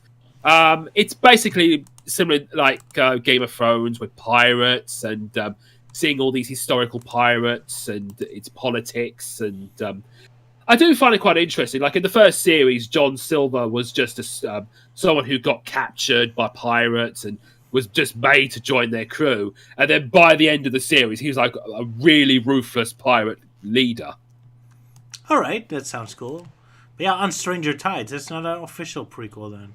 So no, well, Stranger Tides was a book like of pirates, and that's what inspired the Pirates of the Caribbean ride and the Monkey Island series. Right. Yeah, I know the Pirates of the Caribbean, and also the fourth Pirates of the Caribbean movie. And it was an adaptation, even though it doesn't really work. But yeah, okay, cool. That's why you're our resident pirate expert. And of course, in a couple of days, it's Talk Like a Pirate Day, so... Yar! Yar, matey! And I'm gonna start playing Monkey Island on my Twitch channel, so if anyone is curious to watch me play Monkey Island, I'll be there, username Double Silly. So, yeah. The original one, but not the DOS version, but the remake. Yeah, the remake version, because the DOS one is like... It could be fun to see, but not like for a whole gameplay in these days. The pixely stuff and whatnot. Blasphemy! That's beautiful art, that is. But yeah, Curse of Monkey Island is the best one. What is it? I'm trying to think which version of Treasure Island I like most. I remember the Muppets one, the Disney Treasure Planet one. And then, of course, I saw the Russian one, or at least one version. Yeah, I don't know. It's been a while, but yeah, I'd probably pick the Treasure Planet one. Yeah, nice animation, the characters, and of course, yeah, John Silver is a nice design. Which, funny enough, with the whole robot arm thing, it's like, yeah, it's obviously CG and whatnot. But funny enough, they actually did this animation test where they went through the Disney archives of like animation of Captain Hook. So they did like this test animation of him having the robot arm to see how it would, move and try and be a little more fluent. I'm sure it's on YouTube somewhere, but yeah, it's nice. It's very underrated, and a real shame that Treasure Planet 2 never happened, which was going to be a thing. Yeah. Isn't it pathetic that all of us only like the wacky cartoon versions and none of us like any of the straight adaptations? Well, I know Disney did. I think Disney did a straight up live action Treasure Island adaptation like years ago when Walt Disney was still alive. But I don't know. I haven't gotten around to seeing it. It's really piqued my interest. It's like, oh yeah, this was kind of considered as Walt Disney's first live action feature, or at least full on live action figure, not counting Song of the South. Yeah. Fair enough. I've never been a big fan of Disney's old live action movies, except for Herbie. I was a car nut in the past, so. Yeah, Herbie. Herbie. Herbie the Love Bug. Not Kirby the pink one, Herbie the car. Yeah, and not Herbie and not Herbie like the dentist from Rudolph. There you go. Speaking of Herbie, I do remember, I think it was one of the modern movies. They had this weird way of how they made Herbie sentient because, the creator put in a photograph of his wife or something, and the bad guys, they were trying to make their own evil version of Herbie by putting in a portrait of Hitler. Jeez. Right. Moving on. Yeah, it was a great movie. And Herbie Fully Loaded. I think that was the last time they did a Herbie film. Yeah, that's a very late remake of an new sequel. Yeah. Yeah, Lindsay Lohan. Well, she was so relevant. But then we got Bumblebee, which was much better. Yeah, Herbie never turns into a giant robot. What a missed opportunity. Exactly. Because that's pretty much the same idea, really. She finds a car, fixing up the car, but in this case, it turns out to be a transformer. Yeah. Bumblebee! And they never made another Transformers movie again. That'd be funny for a new Herbie sequel. All of a sudden he gets caught up in some sort of Transformers plot. They're constantly encouraging him also to transform into a robot, but he can't. Herbie, more than meets the eye. Yeah, I was kind of surprised when I saw the Doug Walker's Disney December marathon of some of the live action films, and I was quite surprised how there was a lot of Herbie films, and I thought it was just the original, then the remake, but oh no, there were plenty of other sequels back then. Herbie goes bananas. Yeah. Here he goes to Monte Carlo. Yep, plenty of stuff for those who like it. Oh well, man, I was gonna talk about Freedom Planet 2 and Sonic Frontiers, but I'm not really in the mood anymore. Did anyone play Freedom Planet 2? Sorry, so far. I was about to say that whole that whole thumbnail you did of me of dressed up as Pinocchio, which funny enough, I actually played Pinocchio in the Broadway musical adaptation of Shrek the Musical, just like a community theater bit. And I surprised a lot of people because I could really sound like, the Shrek version of Pinocchio. Of course. Extra whiny. Yeah, which I always, I'm not a puppet, I'm a real boy! That's better, yeah. Yeah. And then there's a bit in the stage play, having an argument with Peter Pan. It's things will turn out alright if we just close our eyes and clap the hands together. Oh, grow up! I won't grow up! You're 34 and you need a shave! Yeah, I remember I always freak out the music director whenever I do that voice, because she would always you're gonna strain your voice and whatnot, especially since I also had to sing in that voice. Oh boy. Oh, no. Yeah. I'm trying to, yeah, I like the Shrek musical, there were a lot of nice songs. Yeah, Let Your Freak Flag Fly, that was a nice one, yeah. Let your freak flag fly, let your freak flag fly. Sorry, I forgot the lyrics. It's been too long. I don't know if I still have it in me to sing it in that voice. That's not a pleasant voice to sing into, I'm sure. Well, I'm usually drowned out by the chorus, so they don't hear me that much. That's a lucky break there. Yeah. And then of course the live-action Pinocchio film came out, which I did recently saw and did a quick review on it on Twitter. It's just, it's the same issue with everyone, you know, the other films. You know, nice visuals, as good acting, but the story is pretty weak. Especially with the scene with the Geppetto's cuckoo clocks, like it's extremely meta, which I find really distracting. Because like, oh, there's a cuckoo clock of like, you know, like Woody the cowboy. Oh, there's a Snow White one. Oh, there's Jessica Rabbit and Roger Rabbit, which really questions like, where the hell is this supposed to take place? So, yeah, a bit distracting with the cuckoo clocks. Not as unique as they were in the original. Geppetto just has very future predicting dreams. What's it called? I believe there's another Pinocchio adaptation coming out on Netflix. There's too many Pinocchios coming out. I don't know which one's which at this point. Too many lies. Yeah, so, yeah, there's like a stop motion one by what's his name? The yeah. Gelo Terotov. No, not Guillermo Tortilla. Yeah, that guy. Roberto Benigni. All right, so plenty of Pinocchio action for the fans. That's good. Oh, yes. It's amazing that we got about 3 this year. Yeah, it's so weird. Then of course there's that famous one with what was it, Pinocchio: A True Story or something, where Tom Kenny voices Geppetto. Yeah, where he's as wooden as the person he's playing as. You okay, Ewan? Yeah, just having my silly laugh of like saying, "Is as wooden as his acting?" Like, Yeah, ba-dum-ching. What more so like a wood? morning wood. Get your mind in the gutter, Ewan. Yeah, morning wood. Well, all our minds are in the gutter at this point. Well, imagine that if instead of that Pinocchio's nose would be growing, something else would be growing if he was lying. Pinocchio. I'm sure there's a porn parody of that somewhere. Just ask Cinema Snob. Yeah. Like, there's already a porn parody of Alice in Wonderland, so I'm sure there's one of Pinocchio somewhere. There's one and not of just that everything. robot chicken sketch. Yeah. Surprised you know about that. The Alice porno one. Yeah, I discovered that when I was just bored and just looking up, how many different adaptations of Alice in Wonderland are there? And I had just so happened to stumble upon that on the Wikipedia. And then you had to watch it for research for your videos. Oh, Lost no, media, I all the porn. No, I haven't seen the porn Alice one. I did have some ideas to try and do like Fritz the Cat, and I even bought this book that was like a compilation of the original comics. But yeah, I just haven't gotten around to doing it yet. It's just like, first time a more adult topic on Forgotten Media. I'm not sure how that's going to work, especially with how very strict you can be. Fritz the Cat, that's quite a trip, isn't it?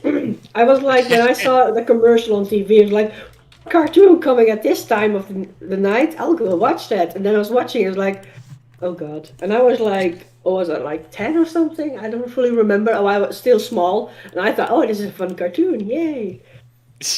Which happened to me too many times that I was like, a cartoon at 11 o'clock in the evening? What's this about? And then, It ain't Garfield, that's for sure. Yeah. I remember on British TV or something, they had this this show called like Top 100 Animations or something, and like Fritz the Cat was listed as one of them. Oh wow!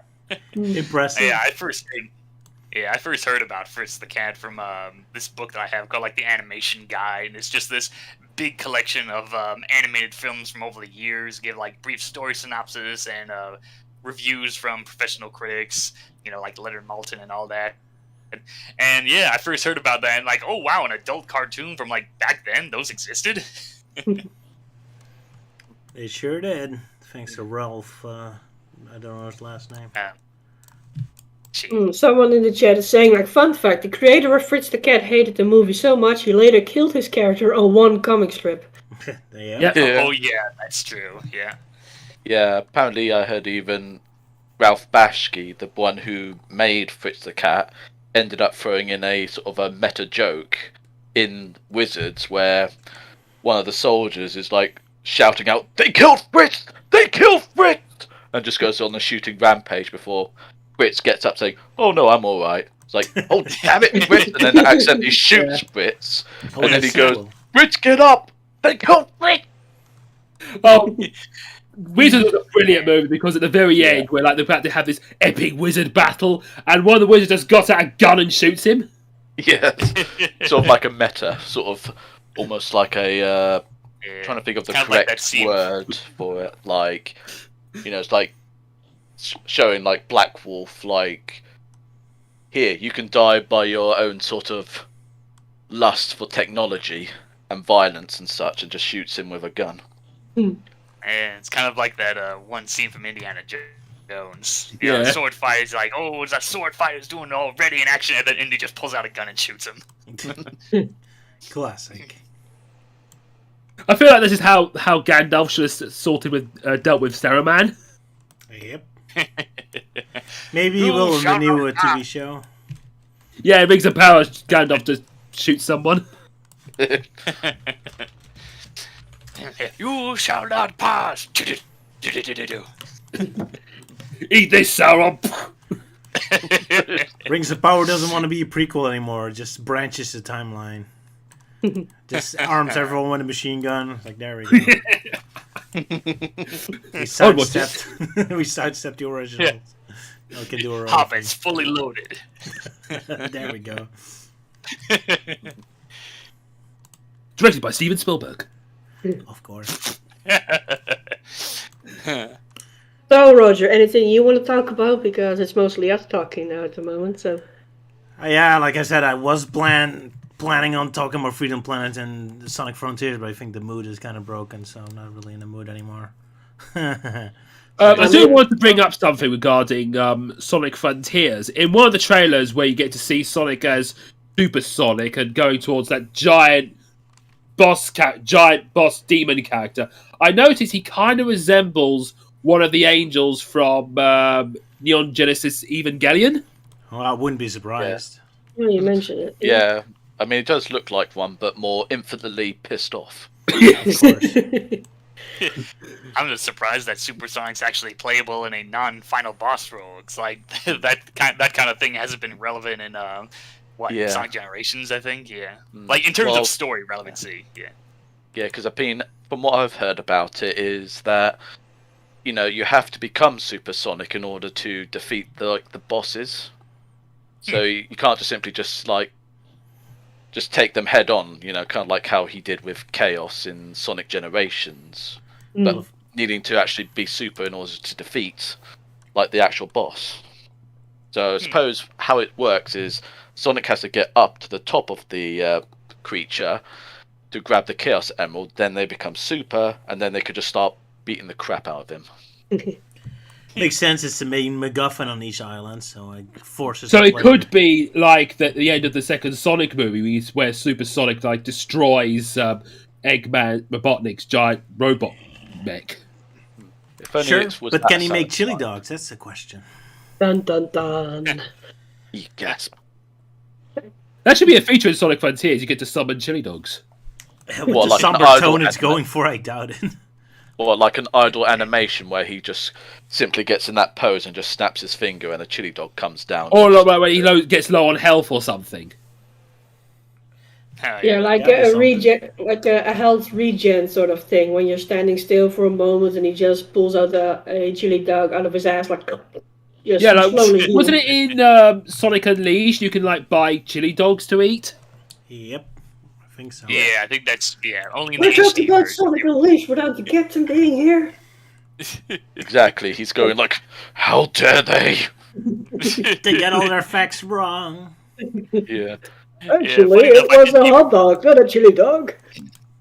Yeah, funny Actually, enough, it was I a didn't even know baguette. I didn't even know there were chili dogs in Sonic Unleashed until I learned much later. It's like, oh, it's only in the HD versions because for some reason they removed that in the Wii and PS2 versions. Actually. Yeah. Sorry, Captain. Yeah. Yeah, he'd be giving us full-on lectures about Unleashed. In a good Exactly. way, don't worry. Yeah. Yeah. But yeah, kind of Yeah, funny. now- I make that dissected video about how they don't really have interesting camera shots and all that. So, and then really get the trailer that does have more cinematic qualities to it. Although it's more about Yeah. fighting more than really setting the story, so I'm still kind of right. But it does kind of fight my arguments against me, which I was kind of expecting me not to be 100% correctly. But whatever. Yeah, the Captain being an expert on Sonic Unleashed stuff. But is he an expert on the Archie Sonic version of Sonic Unleashed? No, that's you. Yeah, probably. Yeah, it would be interesting to hear Captain's thoughts on the Archie Sonic's take on Unleashed whenever that happens. Because I know me and Luke briefly mentioned it in an episode of Gimme Chaos Theories back then when we briefly talked about how the Werehog was handled. Well, first we have to finish Fleetway, which is still 300 issues or something. And then we have to work our way through Archie, which is another 5,000 issues or something. So it might take us 20 years to get there. I'm sorry, Melting Man. Well, I mean, Fleetway Sonic is much shorter than Archie Sonic's run. And then, of course, Yeah. we'd have to do the Sonic X comics after we finish Sonic X. Any thoughts on the Boom comics? Sorry? Oh, yeah, Oh yeah. the Sonic Boom comics. Yeah, those are very short-lived. I think I tried reading the first issue. It's nope, fuck that shit. The only time I went back to it was just for the Worlds Unite crossover, because some of the Sonic Boom comics were chapters to that big Sonic and Mega Man crossover.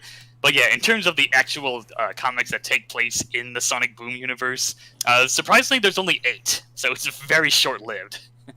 Yeah, I quite liked it because it's very in tone to the very early Archie Sonic, sort of where it's all humour and talking to the fourth wall and that. Yeah, I guess that's very early Archie. Yeah. Fair enough. But yeah, I guess it is about time we go back to Fleetway. Because otherwise we'll never finish it. But here's another lazy stream without anything relevant. Yeah. Oh well. And maybe get back to Sonic X soon, and not have to constantly delay that thumbnail I made 2 months ago. Yeah, you were still looking forward to the Sonic Battle episodes and we're just not getting there. Oh well. Maybe next time. Sorry, folks. I just came back from Yeah, vacation. I want my punch back the game. There we go. Yeah. Punch back.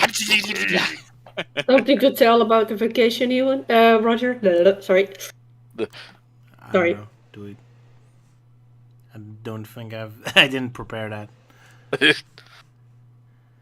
Yeah, well, we were at the youngest province of the Netherlands, which was filled with windmills. Not like the old windmills, but like the electricity powering windmills. Amazing! Yep. I think Roger's looking at a picture for it, yeah. Yeah. Roger looking amazing. You don't even The amazing Roger. Amazing Roger on a holiday. Yeah, surrounded by water. We one part we were cycling and it took an hour to get to the next town cycling. And it was as you can see in the photo, nothing but a water, like a big river kind of thing. And we were cycling next to it the whole time. That was nice. Yeah, it's a very weird place. I mean, Flevoland is indeed the new province, which was uncovered from draining water out of it, because we're Netherlands, we love manipulating our water. But it's the Netherlands is so typical because it's very built to be efficient, so everything is very artificial. And that's already the case with all the provinces in the Netherlands, but most of the provinces have a long history, so it's a little bit more organic. But Flevoland, the latest, the most modern province we have, it's super artificial. It's really created specifically to be as efficient in agriculture and creating power as possible. So it's a very strange place. It's very flat. Everything is built for farming or generating electricity. So there's very little actual organic stuff on there. So very and it only has unique 4 location. towns, I think. Yeah, there's only 4 cities in the entire province, which is kind of weird. But yeah, it was a very interesting experience, I guess. I'm not sure it's super interesting to talk about. Or is it something people want to listen to? Roger Dissected and Netherlands Dissected. How thrilling. Well, we went to a little fun fact. We went to a tropical swimming pool, very cool and such. Roger's favorite to go to, called Aquamundo. And at some point, they start playing Christmas music. That was stupid, yeah. All I Want for Christmas Is You by Mariah Carey. It's okay. Sure, let's go for it. Playing Christmas in the freaking middle of September. Yeesh. Yeah. And I guess thought it Halloween was early, but Well, I guess I suppose Halloween doesn't have any like memorable or at least a catalog of songs. Says there's the Monster Mash and that's it. What Well, about okay, spooky, I scary guess- skeletons? exactly, you barbaric. Oh, Yeah, but I there's keep all forgetting. they only have goofy songs. They don't have any normal songs. Like Christmas all has normal songs for normal Nightmare Before people. Christmas. Yeah, but normal, I mean boring songs for people with no imagination or a sense of humor. So where's your song then? That's a good question. I'm not a songwriter, so. Yeah.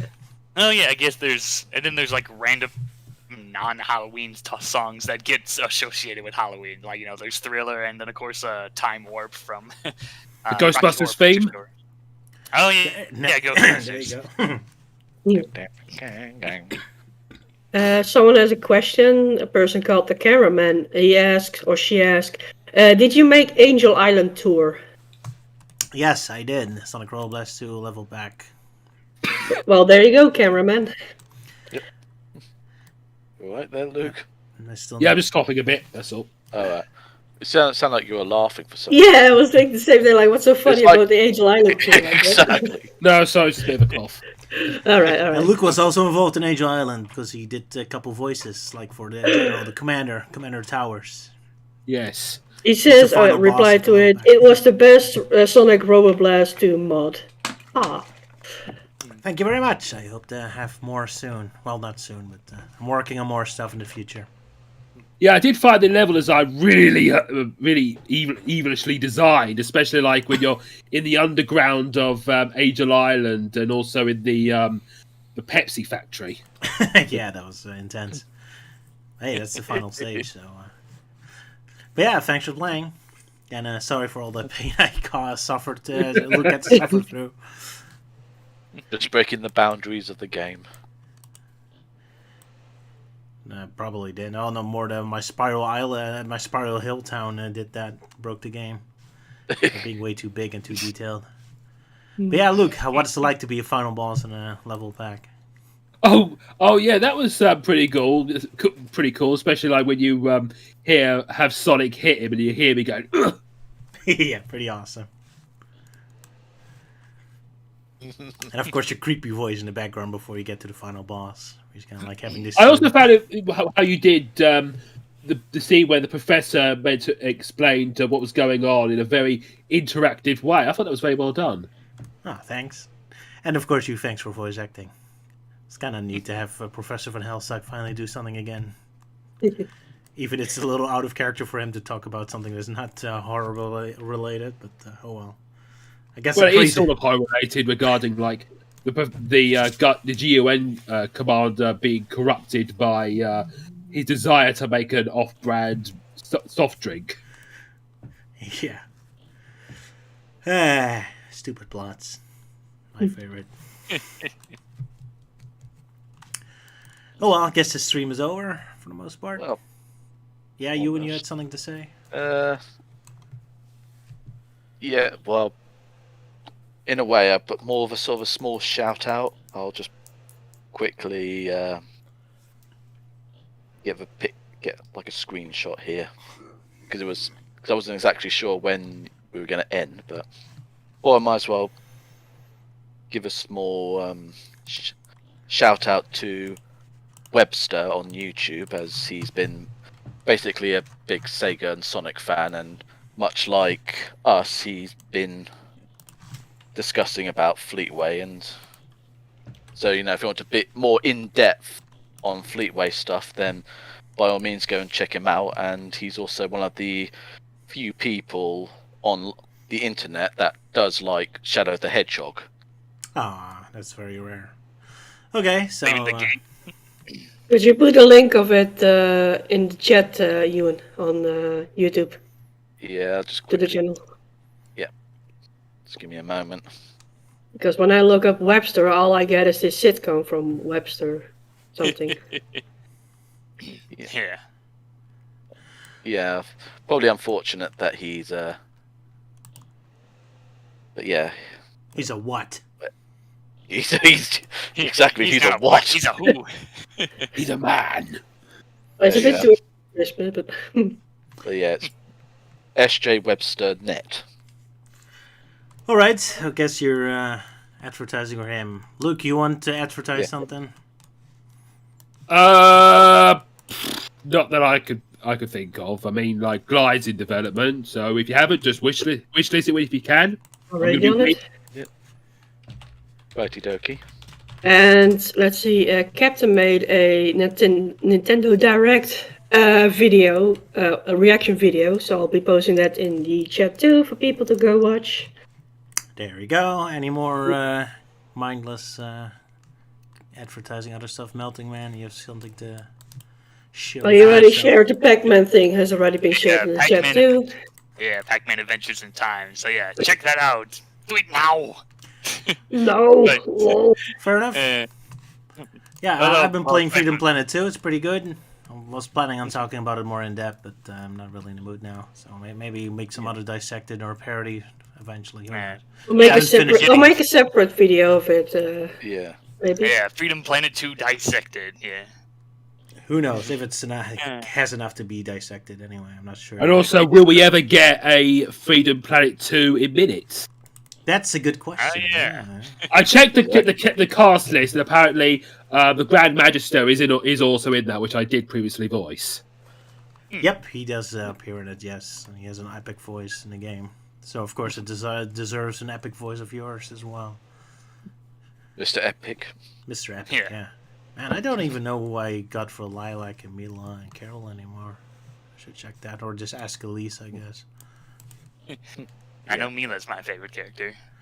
yeah, I bet. She's basically Cream the Did Rabbit, one. except Yeah. she's a mix between Kills and Cream.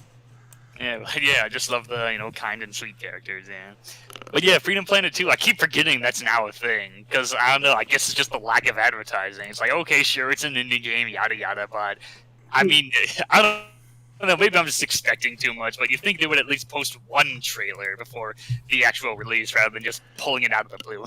Oh, they do have a trailer. It just didn't really catch on fire, I guess. But yeah, it's been like in a development launch for so long. trailer, yeah.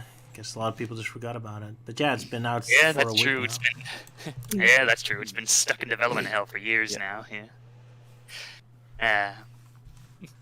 Yeah, quick, happy news. Of all the games that has been announced and whatnot and such, people being like, oh, Breath of the Wild and some Tekken game, whatever, I'm like, meh. But outside of all those announcements, they've announced Like a Dragon 8, which is like a continue probably from Like a Dragon with Ichiban, yeah! So I'm happy about that. Yeah. So am I. A lot of Yakuza games coming out, in fact, free, so I have a lot to play again. Yeah. Yeah. And then I heard there's gonna be a Pikmin 4 game, and when I heard that, I'm like, I bet the Metroid fans are gonna be pretty sour, seeing as how Metroid Prime 4 is. Yeah, I'm pretty much looking Still forward stuck in development to hell. Tears Unless of it's the cancelled, we just Sorry, don't know fuck about you. it. Everyone's talking to each other. No, I'm done. Luke, Yeah, go Tears ahead. of the Kingdom, yeah. Yeah, as I was saying, I'm pretty much looking forward to Tears of the Kingdom, or Tears of the Kingdom, which has been in development for so long. Because from the trailers, it looks like a more realised version of Skyward Sword. Because I remember like exploring the sky, and there's like you got like one big island, which is Skyloft, and there's not much else to do in the sky. Like there's no major dungeons apart from like the final one. Because I was expecting like dungeons like based on the sky dungeon from Twilight Princess, but here is like a huge area full of like islands you could freely skydive and travel between, and it makes me wonder how big this one's going to be if you're going to explore the surface as well. I do wonder if those birds from Skyward Sword would appear in it. I forgot the name. The Skyward? Loftwings. Loftwings, yeah. Kind of hoping they return because they were nicely designed and such.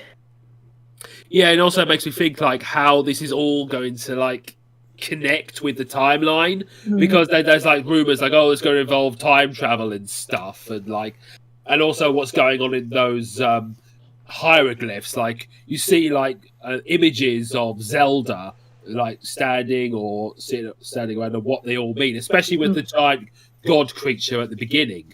Yeah. All right, so yeah, that's something to look forward to. So that's gonna be your job to check out if Zelda Tears of the Kingdom is interesting, and maybe Sylvia as well. Mhm. Me personally, I don't really And care. I know. But yeah, Yakuza, Yeah, that's of my course. stuff. Yeah.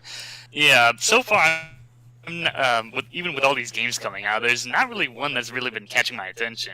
Although recently, I've been hearing some rumor going around that apparently there's 2 new Crash Bandicoot games in the works.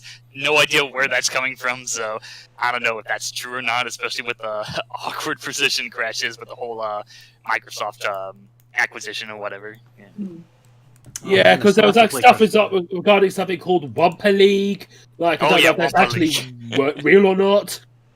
Yeah, there's like concept art, there's the logo, and yeah, that board game's been stuck in it's stuck in development for years now, and yeah, who knows? It's kind of sad. It's like, yeah, Crash had this big comeback, and then it just kind of died off. Like, especially with the mobile game Crash on the Run. Like they announced, like, oh, we're gonna take a break from the big updates and whatnot, and nothing happened. The game's just been dead. Like there was one update where they included like some additional power ups, but that's it. Like all the planned ideas of like fighting Madame Amberly or Entrance, I guess all that scrapped. So it's a real shame.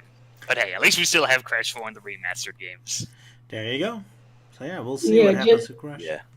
just a small advice: don't trust the rumors. Just trust the announcements of the actual people. Yeah. Oh, I know. I learned that the hard way. Because like back in the 2001, now there were so many fake rumors about like, oh, Crash is coming back, yada yada, which I talked about it in my part Yeah. 2 of Crash Mhm. retrospective. Yeah, so I find it so I definitely learned from irritating. experience.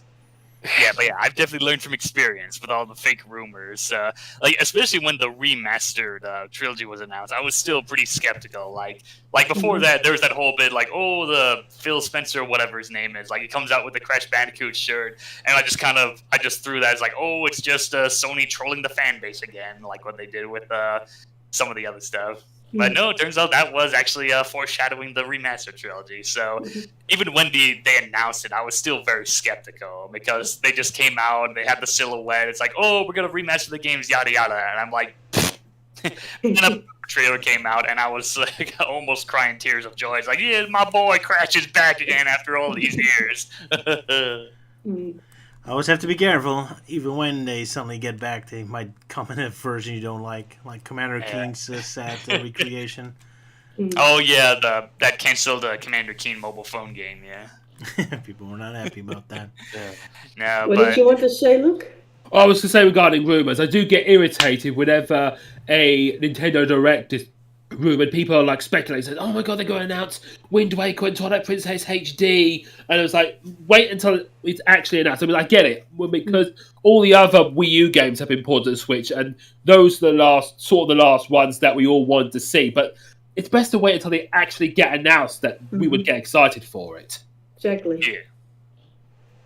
I mean, I kind of want to see them on there as well because they're pretty much like the final 2 nails in the Wii U's coffin.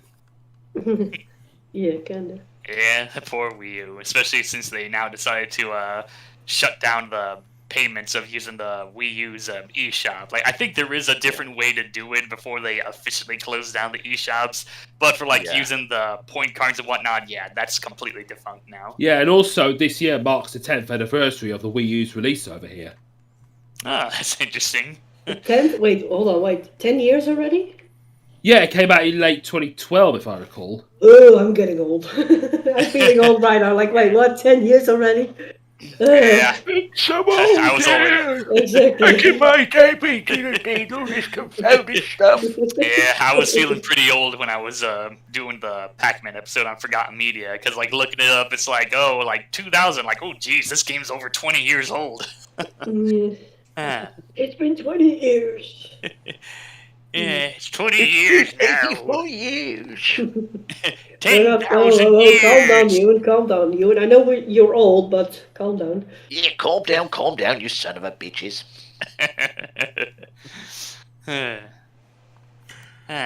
All right. I think Roger wants to wrap it up, so...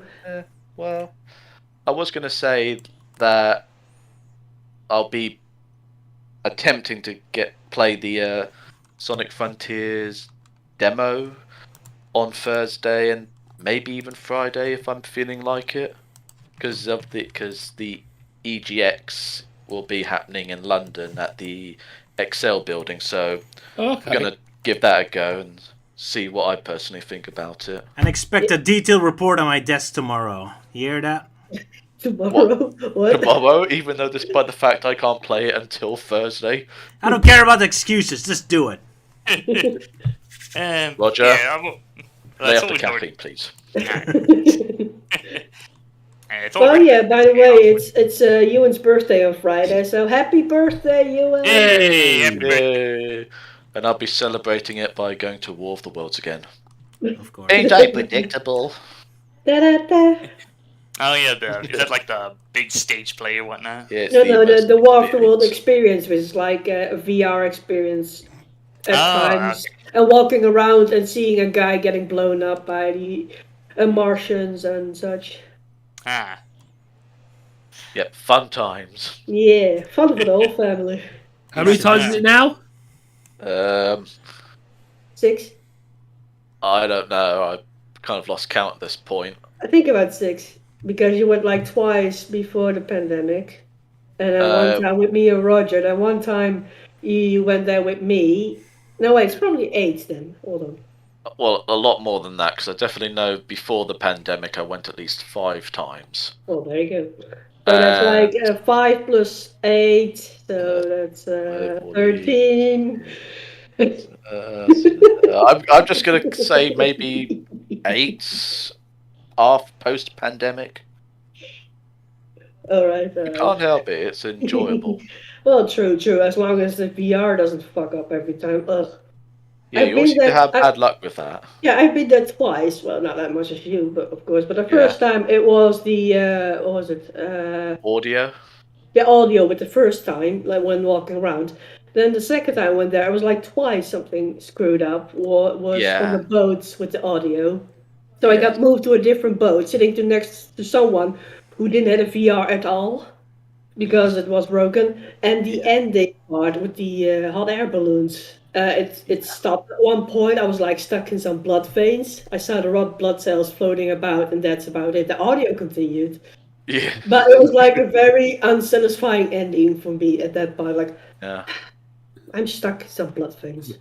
Great. Yeah, like I said. When I went with my dad, and I went on the VR part, the first VR part where you have to escape the house, and you get the his tripod, and you see all the other characters, the other people as avatars. It was quite funny because you don't have like a proper walk cycle, so all the you see the other characters just jittering around a bit. I was like, before the pandemic, it was like that. I think. Yeah. Because they changed it. They had to change it just to keep with COVID sort of restrictions and such. So they decided to basically add a series of corridors that represented what happens in the in the VR. Yeah. Which I think works better though. Yeah, it does. No bumping against other people and stuff. Yeah, except getting bonked on the head by the artilleryman with his gun. With his rifle gun, so I just got bonked on the head. And he did apologise, like, we gotta watch out for these Martians. Oh, sorry, mate. We gotta watch these Martians, mate. But sorry, Roger. We're just It's gabbing on, But yeah, better end it for Roger's sake. Gotta end it. End it all. Yeah. But thanks for watching, everyone. I decided to join in because why not? It was random anyway. Thank you guys for joining in. Viewers, thanks to you for watching. Don't forget to check out their channels and Roger's channels and such. And you'll see these guys next time. Yeah, Yes, and my hopefully apologies. we'll get back into Fleetway Sonic and Sonic X next time. Yeah, Okay. that should be. Bye bye. Yeah, Cheerio. until 2 weeks. Bye bye.